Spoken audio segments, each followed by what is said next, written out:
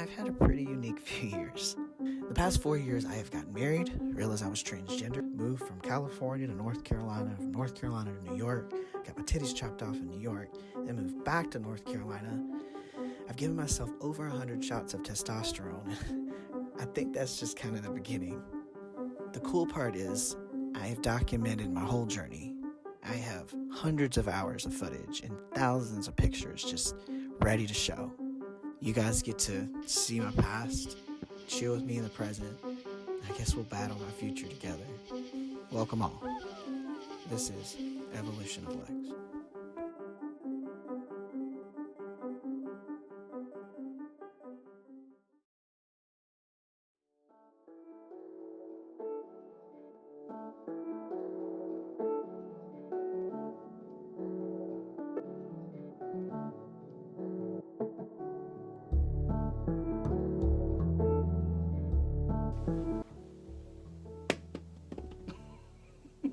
Drink break.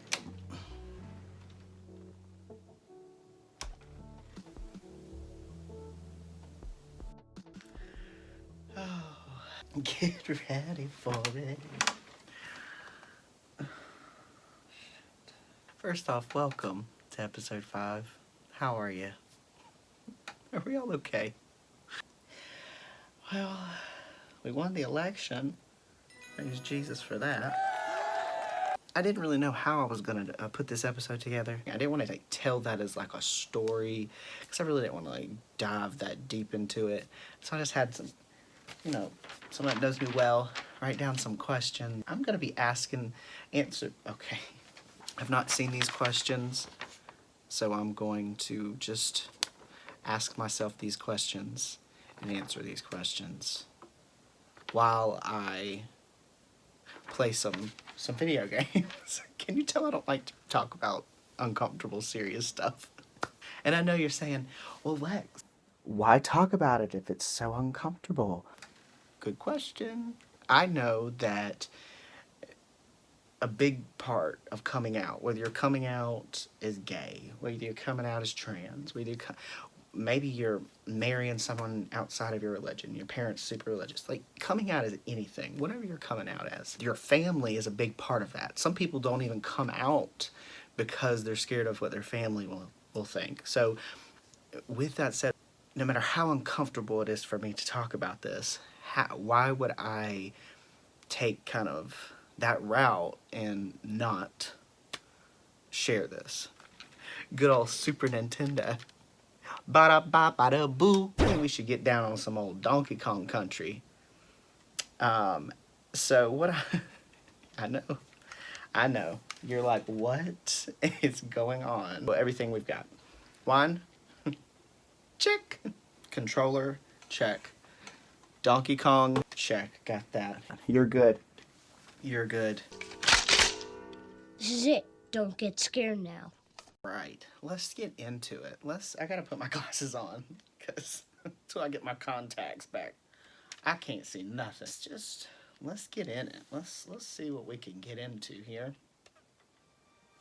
Listen, I know that y'all think I am so crazy right now for doing this. I kind of think I'm a little weird and crazy too, but I don't think there's anything wrong with playing. Listen, when I was a kid, that was like one of my favorite parts. Like whenever you like only had one controller, or maybe you're playing a game that only had like one player, I kind of thought that was like one of the funnest parts, is like watching someone else play. You can kind of learn their strategy, and then there's like a comfort in like watching someone play a video game. I don't know why. When I was a kid, my mom worked a lot. I was kind of a loner anyways. I kind of would be locked in my room a lot. And I would play a lot of video games, watch a lot of movies. I feel like movies, a lot of movies kind of raised me. Oh, sorry, bro. When I was young, when I was about 2 or 3, my mom left my biological father, and I never got to know him. I never met him, even later into life. And she started a relationship with this anyone that knows me knows that this is probably my arch enemy. I think everybody in life has just an enemy in life, and this one was mine. He was not physically, I'm not gonna sit here and act like he anything to the extreme like that, but he was very mentally abusive. I wasn't really bullied as a kid or anything. I was a loner, but I guess I was just so much of a loner. People are like, I'm not even gonna bully that kid. He was kind of like a bully to me. Like, we did not like each other, and we hid it well. You never would have known. To this day, this is the first time I'm talking about any of this. This is the first time, some of my family watches, extended family, they watch this, and they probably don't even know.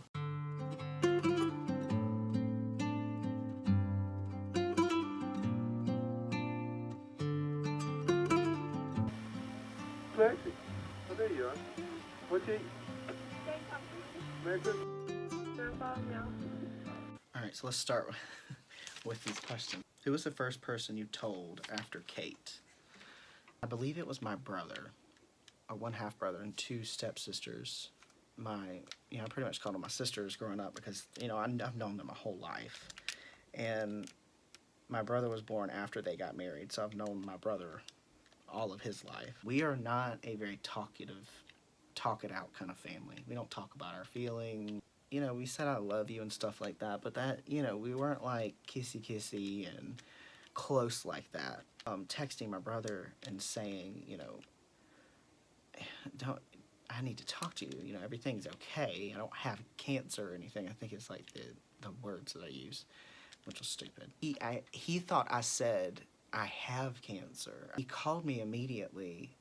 He was like, are you okay? Like, he sounded like really concerned.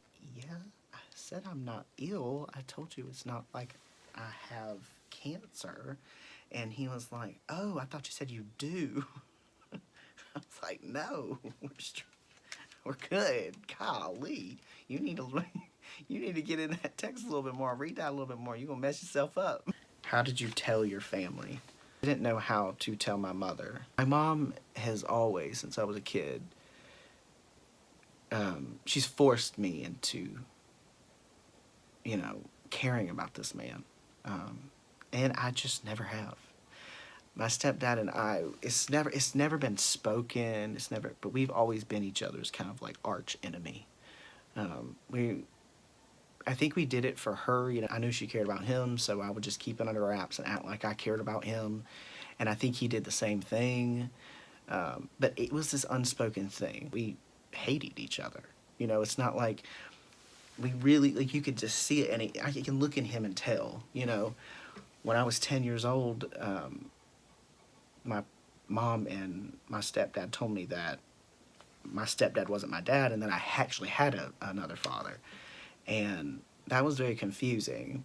I think people think that kids are stupid. They pick up on stuff. I could tell that this guy did not like me. And, I was the only one that wasn't his kid. So I could tell, like, you can tell when someone doesn't like you. Lexi, right there. We just weren't close. And my mom, would kind of force, tell him you love him. He's a good provider. And, it was like, okay. I would just kind of let things slide, and I never cared about what he thought about me. But it's like, if my mom is always around him, so it's like he's always got to be around everything I do. So it's like, when I was coming out, I didn't really want him to know. I don't want him to know anything about my life, but he's going to. And he's the kind of person, he likes to spread rumors, he likes twisting things. That's what, ultimately what led to our fallout. The last time I spoke to part of my family was a little over 2 years ago, and the last time I spoke to the other part of the family was about 1.5 years ago. You guys are the first time I have talked about this since. I have not talked about it. There was a blowout, and then I just stopped talking. I told my mom, I didn't tell my mom. I was a big coward, and I didn't know what to do, and to ask my brother if he could just tell her. Her first reaction, she said that it made sense that I was. And he said that she seemed okay with it. And then she got a little weird. She didn't call me for a while. Like, we talked not long after, but like, it got weird. I know this about my mother. She doesn't like confrontation, and she doesn't know how to deal with things she's not comfortable with. So I can remember whenever I started dating girls and she started kind of figuring that out. I never came out during that time either. They just kind of figured it out. And I can remember when the accusations of that were going on, and I can remember my stepdad was like really hard on me during that time. And like, he would, just make unnecessary comments and always make me feel bad about it, make me feel like it was wrong. And my mom would go and like went into this like denial stage. She just didn't want to talk about it, which is completely understandable, because you don't know what's going on, and your kid is not what you thought your kid was going to be. So there's that like image of what my kid's going to be and what my kid's actually is. And she would look at me sometimes and say, what did I do wrong for me to be like, and now looking back, thinking about that, honey, you didn't do nothing wrong. I am me, and I'm happy to be me, and you didn't do one damn thing wrong. I just think that's the most insane thing you could ever tell your kid, is what did I do wrong for you to turn out not how I thought you were going to turn out. Not that she's a bad person, and I don't think she said it to be mean. I just think that that's what she believed, or that's how she thought. Like, oh, I did something wrong. Did things go as you expected? Were you surprised by people's reactions? I came out to the world on Facebook, which is, I know, a very strange way to do it, but I just knew so many people, and that was like the fastest way. What's up, man? What's up, diggity dog? I've kind of come out and told people on Facebook, and it feels like everyone knows now. Everyone I know that has Facebook, which is pretty much everyone I know. I was scared at first, and I'm getting really good like feedback, comments, and support. Outside of my family, there's been nothing but kindness, and I haven't gotten one bad remark. My extended family, not one bad remark. It's been, that was very surprising to me, because I just expected, like, at least to have something. But I think I was surprised at the first that my mom was kind of like, oh, okay. But then it was just confusing, because like after that it got weird, and she, like I said, when she started not really talking and she started kind of going in denial, I think she was trying to like process it. She didn't want to talk. So like I would call and she wouldn't answer. It was just really weird. That she was finally like, Lex, I just don't really know what to say or how to respond, or, and I was like, okay. I tried to be as understanding as I possibly could, because this is like an image that your family has. Like, this is who they've known their whole life. And for me, it'd been 33 years, so that's a long time for somebody to look and say, oh, that's Lex. So for them to start seeing like this face change and realize that things were going to change, it was like, whoa, wait, this is weird. I did my best to be empathetic as I could be. I know this is a weird thing, but let's get through it, kind of deal.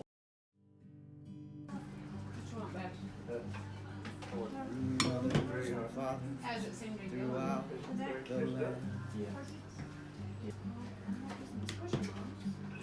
And don't criticize what you can. Look, pour in this pot. It's a bigger spot. That's the only thing. Beyond your command. I'm hungry. You're trying to catch me in something. Whose opinion really mattered to you? Were you counting on someone's approval? I didn't really care about approval at that point. I prepared myself for like the worst, and I was like, okay, and that's the advice I could give you right now. Like, if you're gonna take this step, like, just prepare yourself for the worst. You possibly can lose family. I'm not saying that you will. You might have the most beautiful, wonderful, accepting family, and I hope that for you. Be willing to be like, okay, I'm willing to set out on this, and I'm willing to just say, okay, if I lose something, I have to be willing to be okay with that thing that I lost, because, I have 100% got to be myself, and this is the only way I can start doing that, and that's where I was. So having someone's approval, you want everything to, work out, but you can't. that is one thing that I've learned throughout all of this is you cannot change people. You cannot change their opinion. And if they've got their mindset on something, there's nothing you can say or do to change it, even if it's the truth. People that hate you in the world, I need you to know that. And some of them may be your family. I'm telling you, it don't matter how close you were as a kid, you know, you gotta be prepared. It could get crazy. Those are the things that have even been said to me personally, or another family member has told me about. Pencil dick. Do you want to be a pencil dick? What Lex is doing to her body is the equivalent of what a child molester would do. If you say you're trans one more time, I'm gonna fucking kill you. My in-laws are both therapists, and they said that my in-laws tricked me into believing that I'm trans. Let's move on, shall we? What is your current relationship with your family like? Is that a direct effect of coming out as trans? We do not talk. They don't talk to me. They don't tell me their feelings. They don't express things in logical ways. Y'all don't ever get mad at me, ever in my whole life. Y'all, you know what I'm saying? Like, and then all of a sudden, I tell you who I am. I come out as who I am, and y'all get a little weird on me. I don't hate my family. I care deeply for them, and I understand that this is weird for them, and, you know, this is a process, and they've got to kind of get through this and in their own time. Something I have learned throughout this, if you let it, fear can run deeper than love. I don't feel like my family hates me. I just feel like they don't understand what's going on, and they're scared of it. The best advice I could give someone who is watching this and they have a family member that is going through what I'm going through, please just know that they are going through this for the first time, and they have no clue what they are doing. You're going through it with them for the first time. They're trying to, you know, maneuver through all these new things that they're going through mentally and physically, you know, and their spirit's growing because they're so much more at peace with themselves. Please just, if you can, see that they're going through something so new, but y'all could do it together. It doesn't have to be something that you do separately.